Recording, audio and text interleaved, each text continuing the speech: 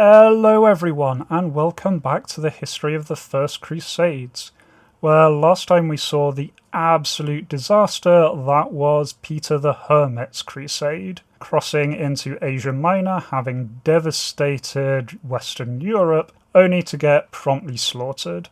Today we're turning to the so-called Prince's Crusade, the much more organised crusade, which would also bring about its own massive headaches for Alexius Comnenus, the Byzantine emperor. So at Clermont, Pope Urban II had declared the crusade should start on the 15th of August. On this date, all three of the German armies had been destroyed. Peter's army was about to be crushed. None of the prince's armies had left, but recruitment was still continuing, and even Peter's massive disaster would still have some use in that the survivors of those early waves would flock to these new princes coming through.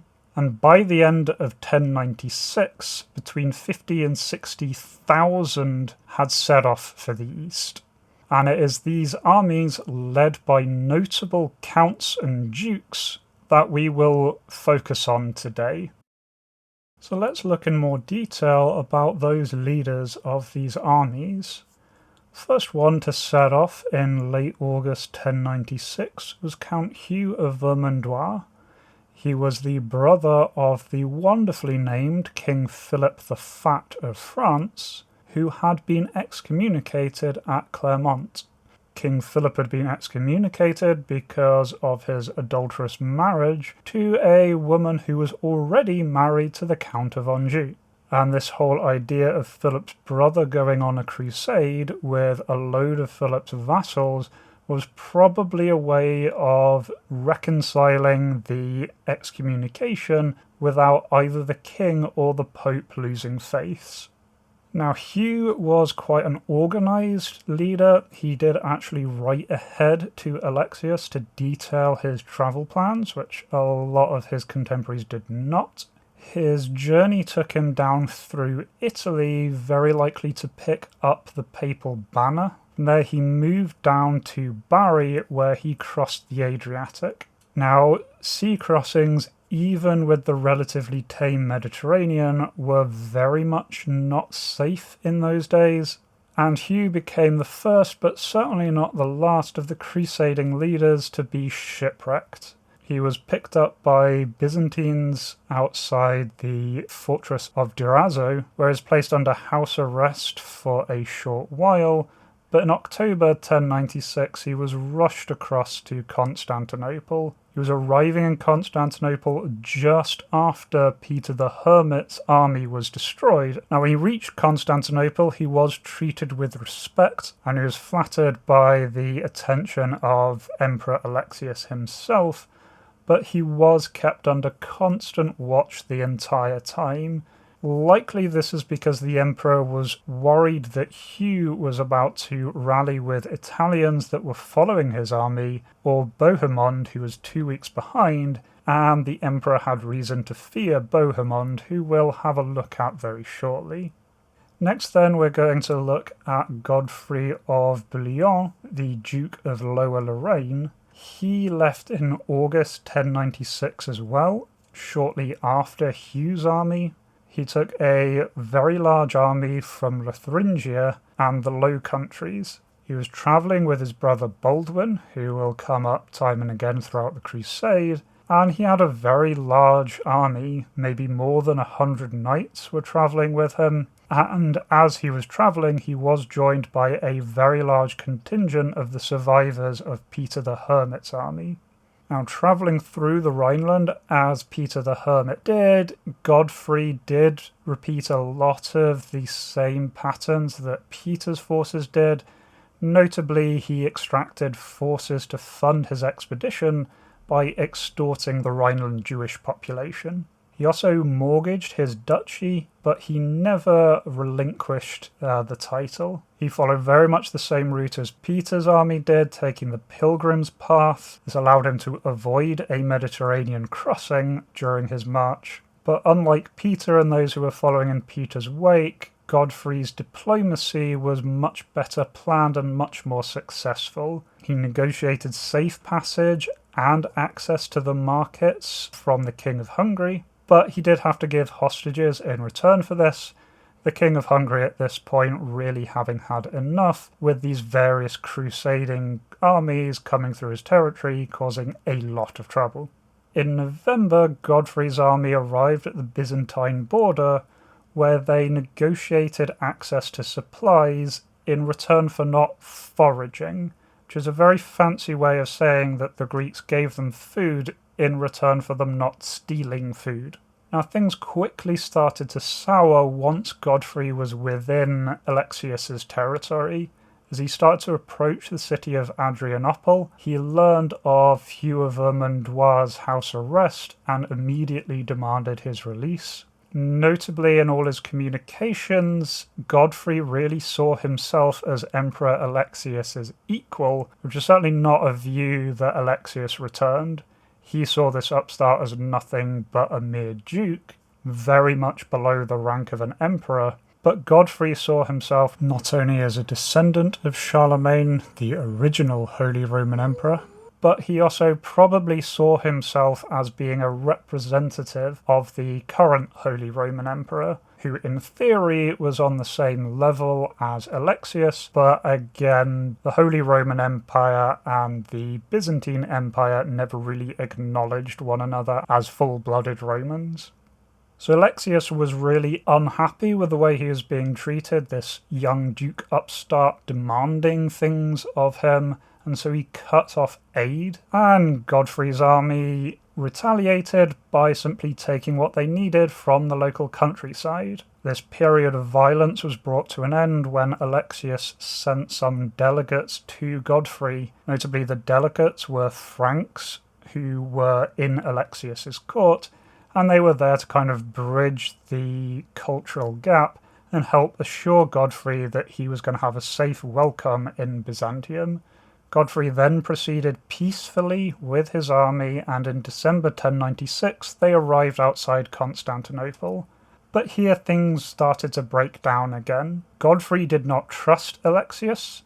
As I said, he already heard of Count Hugh, who was the King of France's brother, being arrested, so he feared for his own safety and did not want to enter the city for fear that he himself was going to be arrested and thrown into a dungeon. He wanted Alexius to come and meet with him in his army's camp, something that the emperor certainly was not going to do, and so this turned into a stalemate. Alexius tried to push things again by once again cutting off supplies. As you can imagine, that failed to settle the situation. Instead, Godfrey decided to up the ante, and on the 13th of January, Godfrey actually attacked the city of Constantinople. He failed to get through Constantinople's quite considerable defences, and so, unable to harm the imperial capital, he settled for just ravaging the nearby countryside instead. Finally, this latest set of fighting was brought to an end with an exchange of hostages, and a final agreement that Godfrey would meet Alexius in the imperial palace, but in exchange he took Alexius's son as a hostage. Now, after that, what could be called a rather awkward first encounter, Godfrey and Alexius actually seemed to patch things up rather handily, and Godfrey in fact swore fealty to Alexius, acknowledging Alexius as his overlord, and in return he would get patronage by Alexius, funding for his campaign, and importantly, assistance in actually crossing the Bosphorus. Alexius was all too happy to have Godfrey and his army moved across the Bosphorus, where at least they wouldn't be ravaging his imperial capital, and in February 1097, Godfrey's army did cross. So next up, we have someone who started with rather humble origins, but would rise to be one of the key players in the Crusade, a man called Bohemund of Taranto. Now, he didn't actually have any land of his own. He was the younger brother of Count Roger Borsa, but he really had two major advantages that helped propel him to the head of the Crusade. One was absolutely unbridled ambition. He was desperate to have a lordship of his own, desperate not to be anyone else's vassal. He had tried and failed in the past. Notably, in 1081 to 1085, he took part in a failed Norman invasion of the Balkans, something that Alexius was very much familiar with, having had to defend against that invasion, and so knew that Bohemund definitely was not going to be an easy person to deal with. Bohemund certainly didn't end his ambitions there.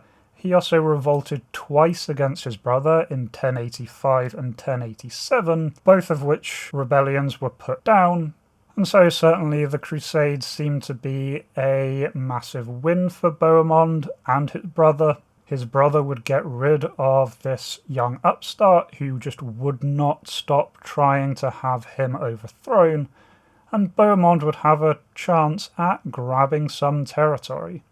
Now, Bohemund's other secret power was just how damn sexy he was, at least according to Anna Comnenus, Alexius's daughter, who wrote the book The Alexiad, detailing her father's rise to power and reign. She alternatively spends a lot of time talking about how Bohemund was an underhand barbarian trickster, while at the same time going on at great length about how attractive he is. And this isn't coming from a young teenager smitten with love. Anna Comnenus wrote the Alexiad when she was an old-age nun living in retirement, so this man clearly had made a big impact on her. And it wasn't just her that he made an impact with. He seems to have been a very charismatic individual who was able to manipulate quite a lot into his favour, as we'll see as we go through the history of the Crusade. Now, that certainly did not mean that he started off being powerful. His army numbered perhaps 3,500 to 4,000 men, which was really the smallest contingent of the ones that we'll be talking about today. Most of those who were travelling with him were very close relatives, but even these he couldn't really rely on. Notably, his own nephew, William Fitzmarquis, defected to Hugh of Vermandrois, and his other nephew, Tancred, refused to ever acknowledge Bohemund's authority, fighting under his own banner. And as we'll see, he certainly didn't stick around with Bohemund, but very much did his own thing. Now, Bohemund took a route very similar to Hugh's route. He went down Italy, crossing the Adriatic at Bari. However, he landed further south at Epirus, probably to avoid the Byzantine garrison fort at Durazzo, most likely because he knew he was not going to get a particularly nice welcome, since the last time he was in Byzantine territory he was invading. Now, once he arrived at Epirus, he moved incredibly slowly. It took him 6 months to go from the western coast of Greece to Constantinople. That is averaging 3 miles per day. Now, if you're walking particularly slowly, you can manage 3 miles in an hour, so it's clear he was actively dragging his feet at this point.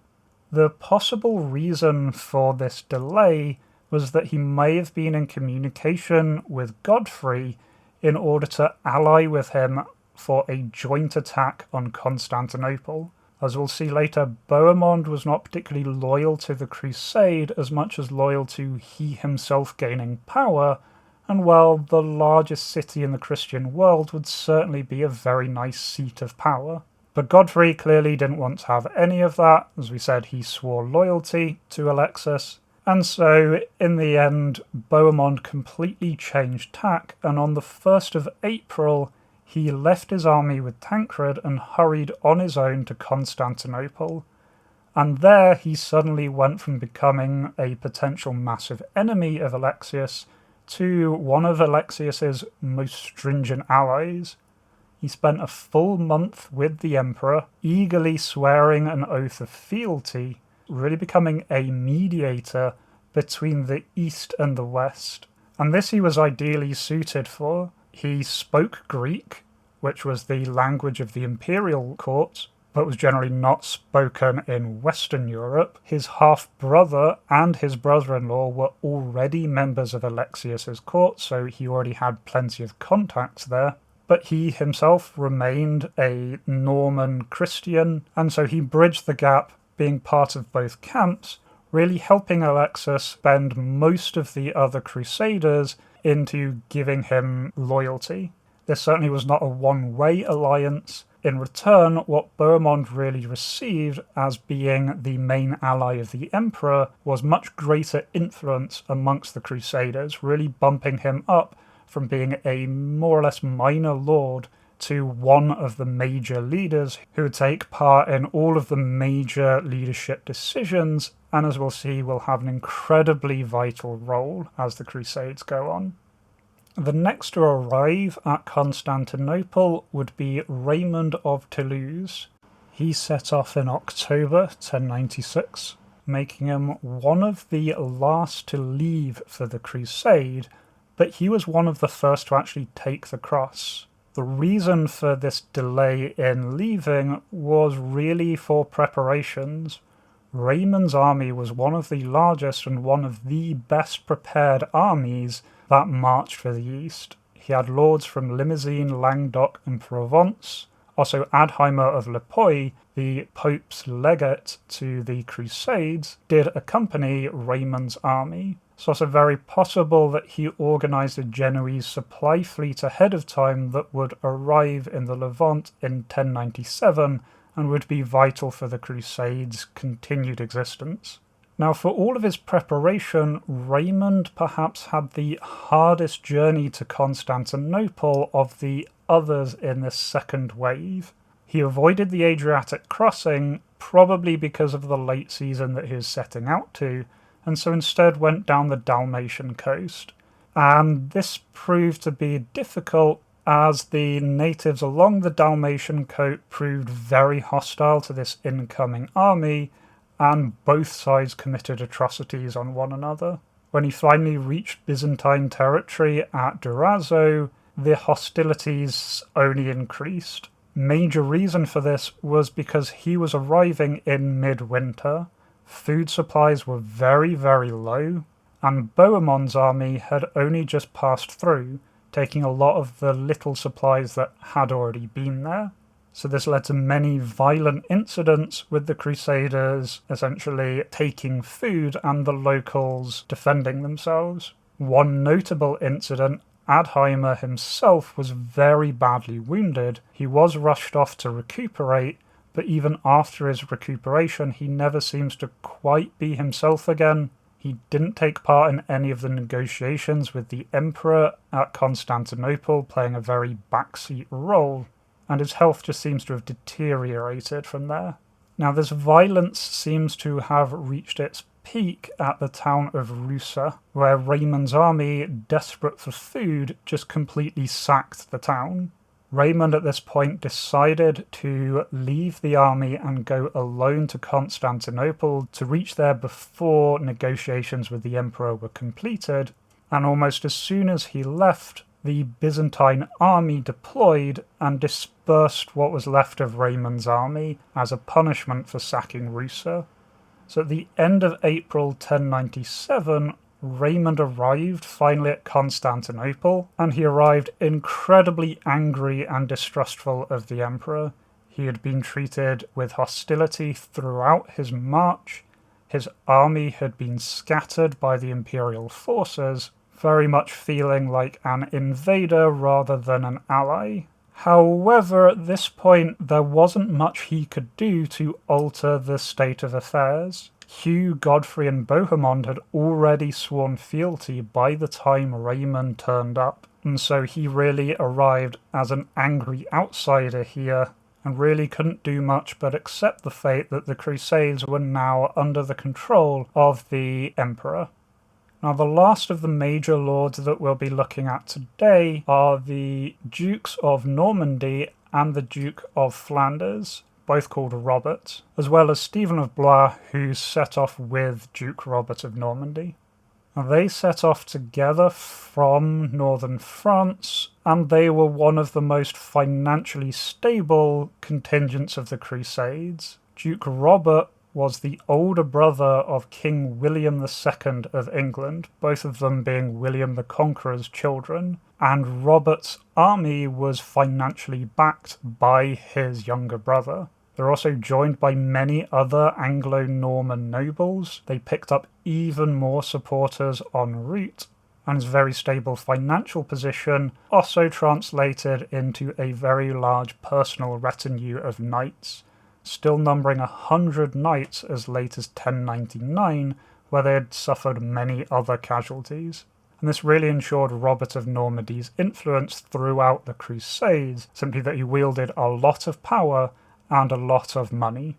Now, the route they took them over the Alps into the Po Valley. They met the Pope at Lucca. From Lucca, they travelled down to Rome and then on to Bari. And here the two groups split up. Robert of Flanders made the crossing at Bari, whereas Robert of Normandy and Stephen of Blois instead wintered in southern Italy. This was perhaps a mistake. They wanted to avoid the winter crossing. However, wintering in Allied territory was very difficult. They were unable to forage for supplies without effectively declaring war on the locals.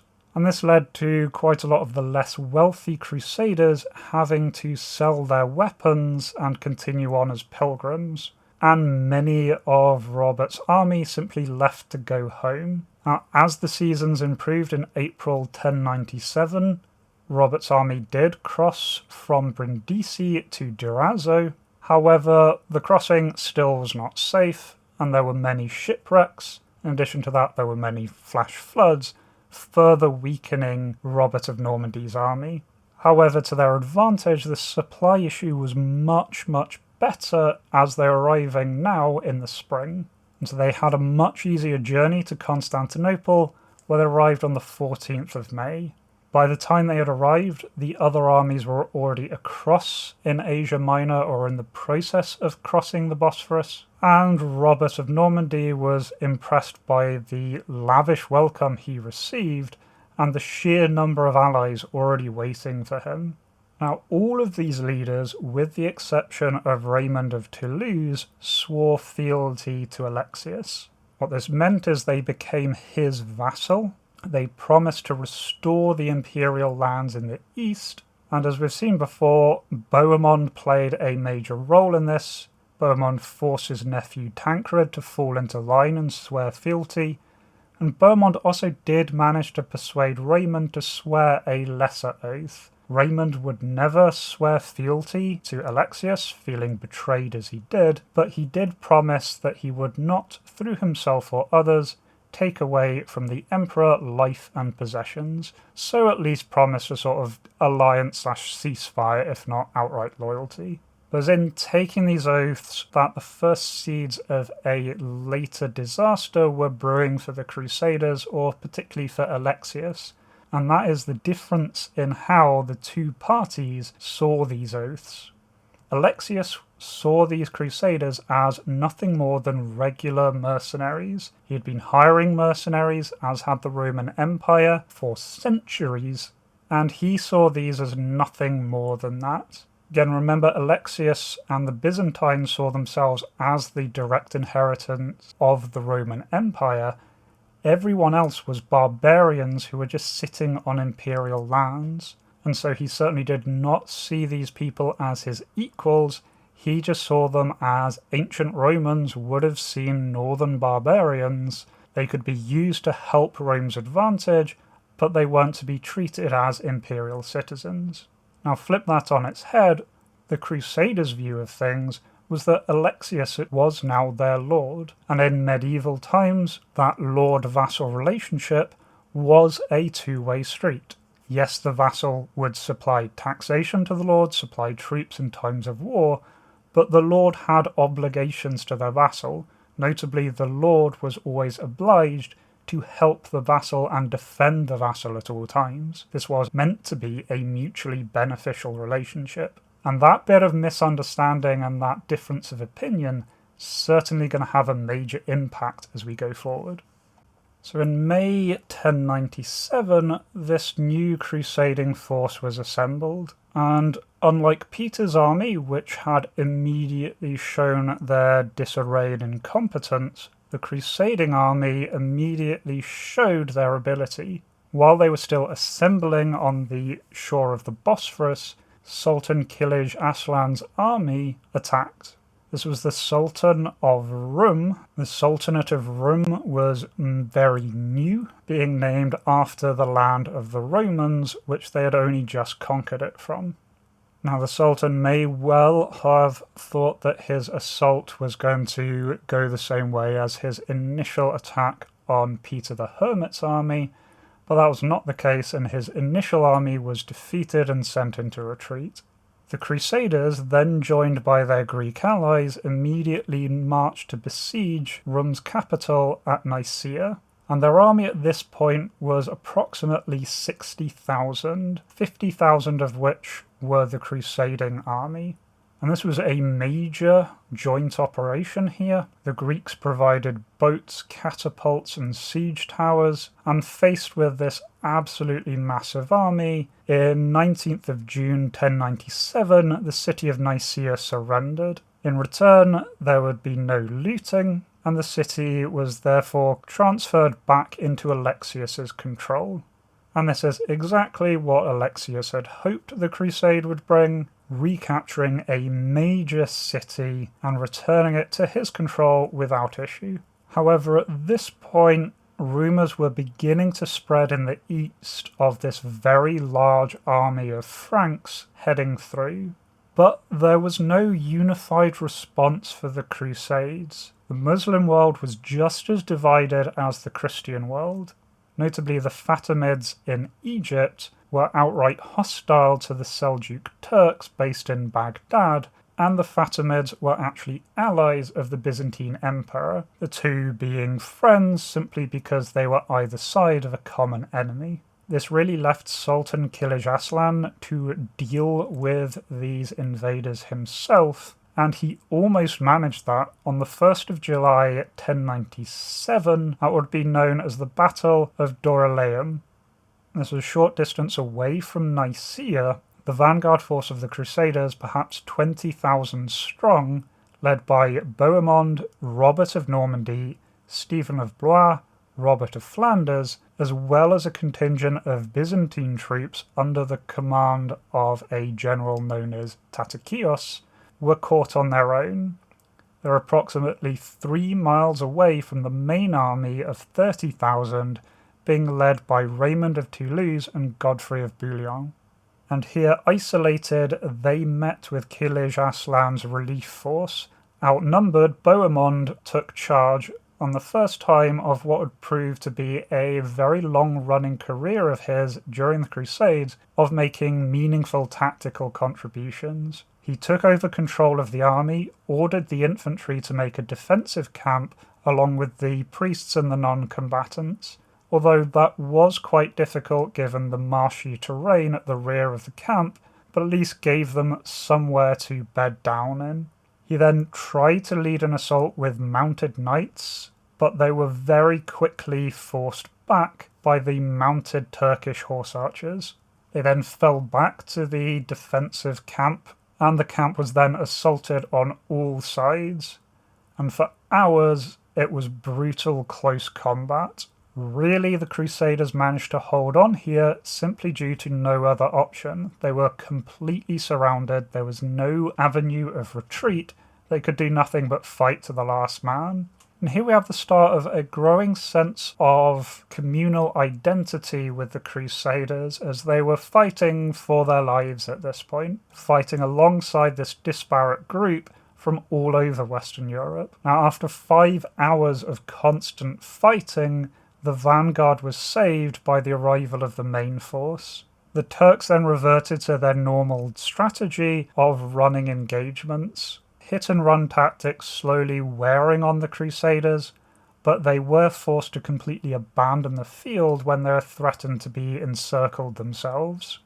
This led to days of pursuit as the crusading army tried to chase down the Sultan's army. The Sultan's camp itself was overrun. Gold, silver, horses, camels, cows, and sheep all looted, all going to help the Crusades.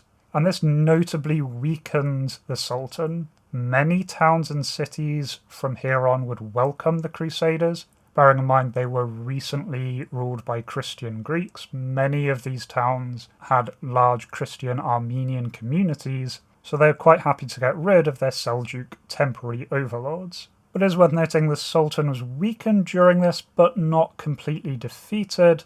Even with the loss of his capital and his camp, Seljuks kept going. The Seljuks were a nomadic people, and so their army could quite happily survive without any major city centre. But still, a blow had been struck against the Byzantines' enemies, and so the Crusade had actually managed to do one of the things it had set out to do. However, despite almost being destroyed outside Nicea, the Crusades weren't anywhere near their most dangerous point. Next time we're going to continue this, and we will look at the Siege of Antioch, and the first of the Crusader states being established. Until then, I hope you all enjoyed, found this informative, useful or interesting, and otherwise I hope to catch you in the next video. Till then, take care. Cheers.